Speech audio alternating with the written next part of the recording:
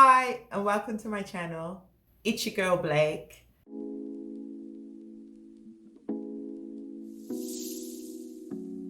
And today I want to talk about the extraordinary attorney Uyoung-woo. Now, I just started to watch this drama on Netflix. It's currently trending #1 in Korea, and I had it recommended to me twice. Once last week from one friend, and then once today from a different friend. I had no idea what to expect, but I thought, law, I have a soft spot for legal drama, so the title has attorney in it, so I knew it's definitely going to be right up my street. So I gave it a watch, and straight after watching #1, I hopped on here and thought, I've got to talk about this drama.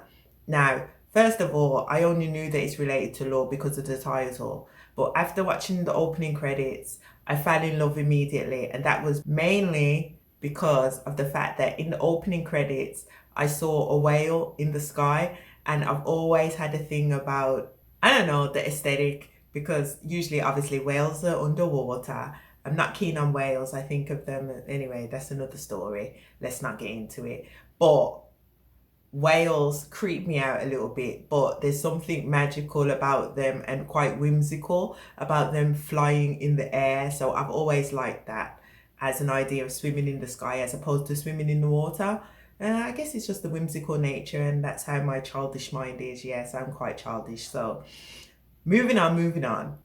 I watched the first episode, and not only do we have an attorney that's fascinated with whales, but she's autistic. I shouldn't laugh. She's autistic, and this isn't her weak point, to be fair. I've only watched one episode, and to me, I find it really endearing and sweet. While watching it, all I kept saying was, how cute, how cute. Yeah. Anyway, so what is the drama about? What does it entail? First off, the opening scene, I told you the main character, Uyoung-woo, which happens to be the same written forward as it is back. So that's something interesting about her name. And she always mentions that in her introduction, bless her. So there's that aspect. And then she wakes up and her room is covered in whales. So we see that she's got a fascination with whales. And during the flashback, we find out that she's been raised by a single father, and he was concerned about her and noticed that his daughter seemed special. I should use that term loosely. His daughter seemed different from other children. So he took her to the doctor as she hadn't spoken and she was 5 years old. There was a wind chime hanging in front of the window that had a whale on it, and she seemed quite fascinated with it while her dad was talking to the doctor. And then the doctor suggested that he thinks that she's on the spectrum.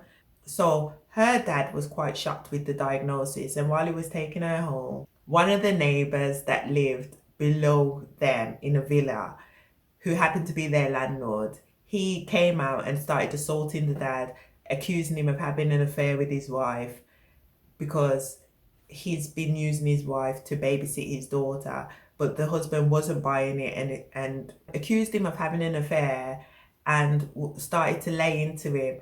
And then suddenly, with the shock of it, his daughter, Young-woo, actually, that was an interesting aspect of it. They showed the situation from her perspective as a person suffering from autism.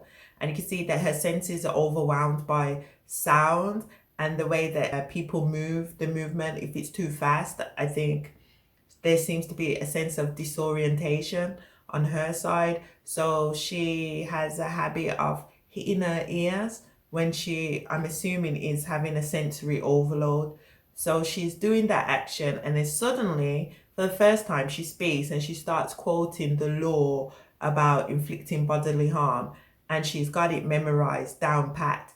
And then while he's getting battered, her father's so happy that his daughter's actually spoken her first words that he just forgets about the incident and just rushes in and takes her inside. And she's jumping on the trampoline, and then he asks her some questions and she just starts quoting random criminal law. And it turns out she's been reading her father's books and she's memorized the criminal code And he's so relieved and happy that he's crying when the neighbor who's been looking after his daughter, the wife of the husband who's accusing him of sleeping with his wife, she comes up to apologize and to give him some ointment to treat the wounds that her husband's inflicted.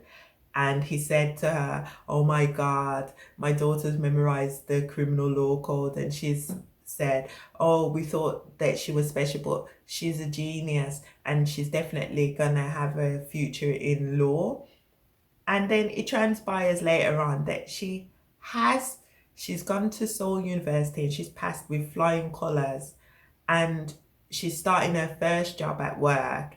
And also, what was it? There wasn't a part when she's heading to her job, her first day at work, and we could see that her father, bless him, he's been teaching her as best as he can to deal with her autism, and he's bought her a suit and removed the labels for her.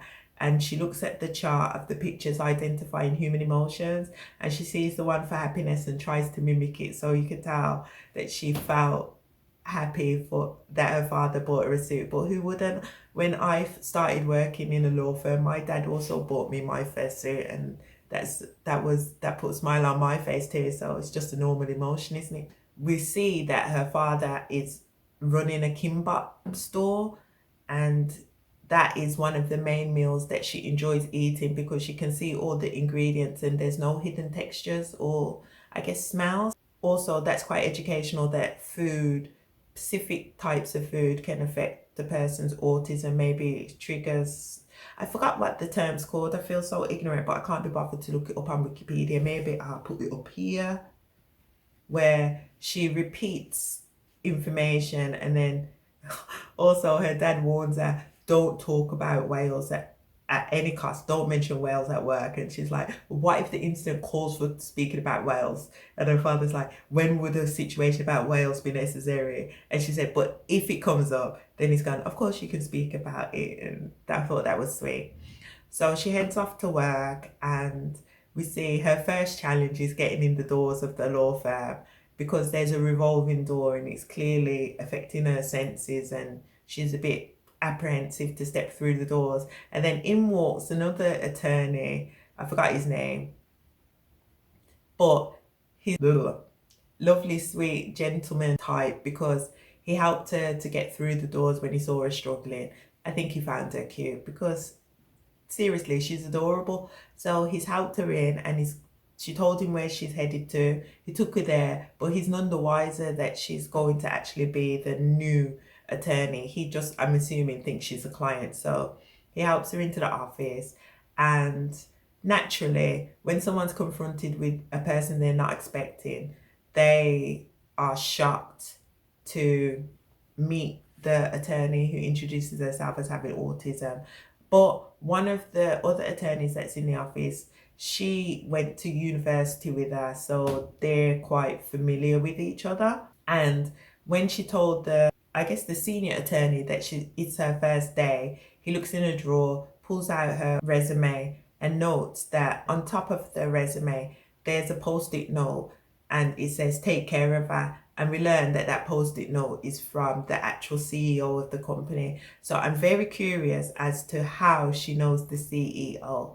But anyway, the senior attorney goes to visit the CEO immediately after meeting Uyomu, and mentions that he's concerned about her.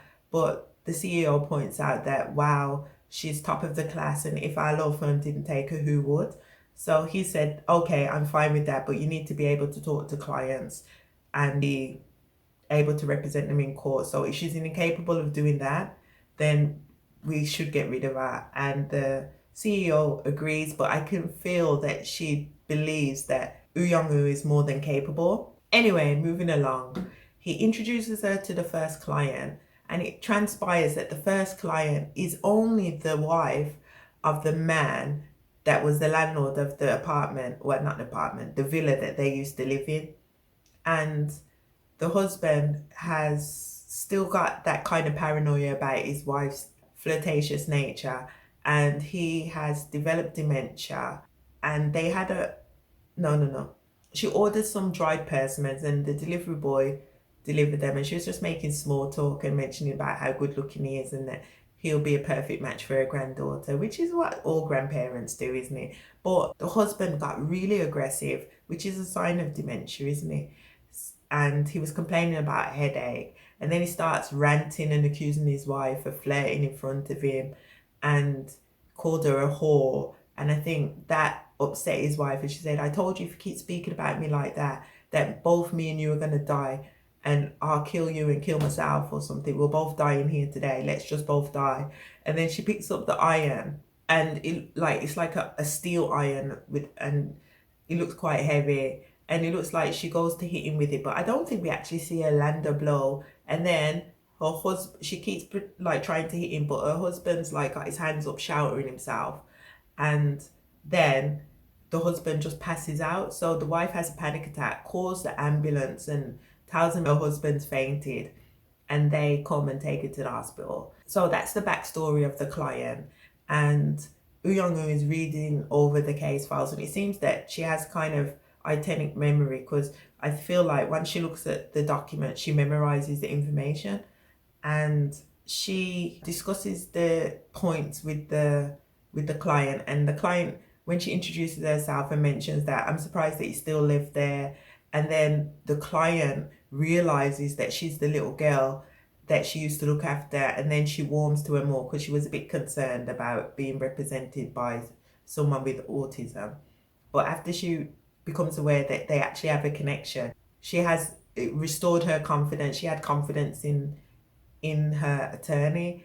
And after she informed her of all the situation, the Uyoung goes back and talks to the senior partner, who's telling her that all she needs to do is agree to the probation. But it turns out she's found a hidden point to the case, which is the fact that if they agree to an attempted murder charge, that when the husband passes away, being as he's the main financial provider and the only source of income that the wife has, if she pleads guilty and accepts the guilty plea to an attempted murder charge, she will not be entitled to any inheritance money. So Uyoung mentions to the senior attorney that if we accept this charge, then the problem will arise in civil law. So if when he's gone, if she's cut off from being able to have any access to his inheritance, then she's screwed basically. And I think it's at that point that the senior attorney starts concentrating on her autism and starts to see her and respect her as a lawyer in her own right. And rightly so, because he did miss that, and that's pretty significant that he went in and he was blinded. Short-sighted in the case, and also short-sighted in not acknowledging Uyoung's strong points. But obviously he didn't know, and people do judge books by their covers, because unfortunately that's how we are. I think it's how we program. So anyway, moving along, she has to visit the client at the hospital, and she goes with the cute guy who helped her with the revolving doors, and he sees her waiting at the revolving doors and suggests that she consider it as a waltz, and does a count, and she attempts to dance her way through the doors, and they go through together, go to the hospital. But when the husband realizes who Uyoung is, he turns extremely violent and aggressive. She had to leave the hospital room because the husband threw a mad tantrum. The wife apologized for it later when she's talking to her, and Young points out to her, what was your intention when you hit your husband? Did you want him to die? What was the exact intention? And the woman kept insisting that, yeah, I did want him to die. And then Young points out from her own observations that if you wanted him to die, I don't think that you'd be concerned about the amount of light that he's getting through the window or the sound that affects your husband's temperament. I think that's considered love.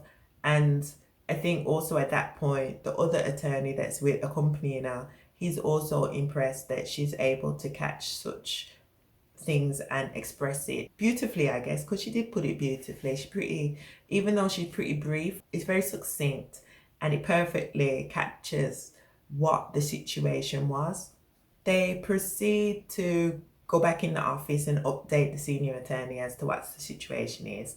And then the other two attorneys in there are trying to say, wow, if we're going to go to trial with this case, let's do it, because I have an award in, I don't even remember, I have an award in anchor presenting, so I can speak well to the jury. And then Young says, if you're going for making the defendant seem pitiful, then I the perfect candidate. I have autism, so isn't a disability considered pitiful?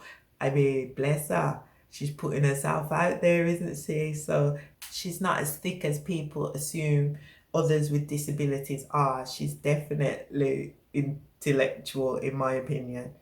Also, at the end of the workday, she heads out to a sushi bar and we see that she's got a friend, and her friend encourages her to object when they're in court and gives her a rundown of how she should act when she's at trial. And then when she's faced with the first day of trial, I thought that she was going to struggle, and she did seem a little bit nervous and overwhelmed, but she did a brilliant job in presenting herself to the jury. And I think there was a part when the senior attorney says that we need to bring the husband in, because if he acts aggressively, it will win us sympathy from the jury. And they do that, but then when the husband leaves the court, because he does have an aggressive outburst, when he leaves the court, he actually passes away, and then the prosecution want to up the charge from attempted murder to murder. And then we see the funeral of the man, and we hear the inner thoughts of Uyoung, and she's feeling particularly guilty and feels, if I hadn't pushed him, would he have died? And she mentions her feelings to the wife, and the wife points out that, no, don't blame yourself, this is nothing to do with you. And the wife also mentions at that point that the husband had been complaining of headaches for a while, and when they look over the police statement, it transpires that maybe the husband's brain hemorrhage wasn't caused by the iron, but given the nature and the shape of the iron, the doctor blindly concluded that the wife had hit him with the iron, and it was the iron that caused the brain hemorrhage, even though there was no sign of trauma, there was no brain fracture, and there was no bruising. And after she brings it up that he had been complaining of headaches, and that this kind of brain hemorrhage is common within elderly patients and patients suffering from Alzheimer's. And at that point, the doctor concludes that it could have been a situation not caused by external pressure. So the wife is acquitted, and our Young won her first trial. And then at the end, surprisingly enough, the CEO turns up at the dad's kimbap shop. And now I'm totally curious. Is she her mom? Because we don't know who is Uyoung's mom, and why is the dad a single father? So I'm curious to find out, is she her mom? What's the connection? Were they just classmates at university and then he dropped out to raise his daughter, and she knew of his situation and wanted to help him out and hired his daughter?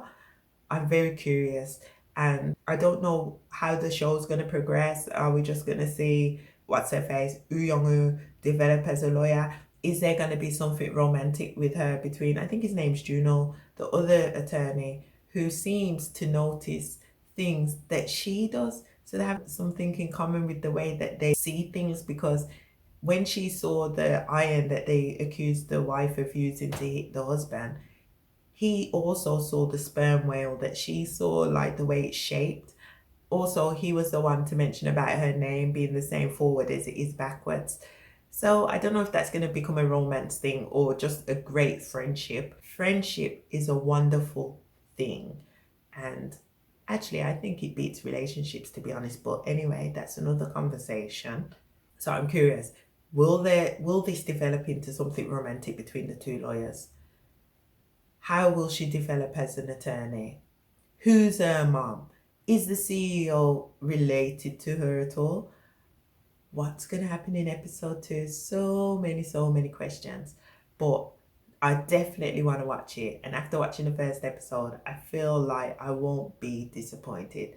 And if anything I said today sounds interesting, then why don't you join me and watch Extraordinary Attorney Woo on Netflix, and leave a comment or opinion about the show, And if I missed anything out that you thought should have been mentioned, then feel free to jot it down in the comments. And if you like the contents of today's video, like and subscribe to the channel, and I'll see you on the next one. Ciao, 안녕. And I had it recommended me once last week from one friend. I know what I had no idea.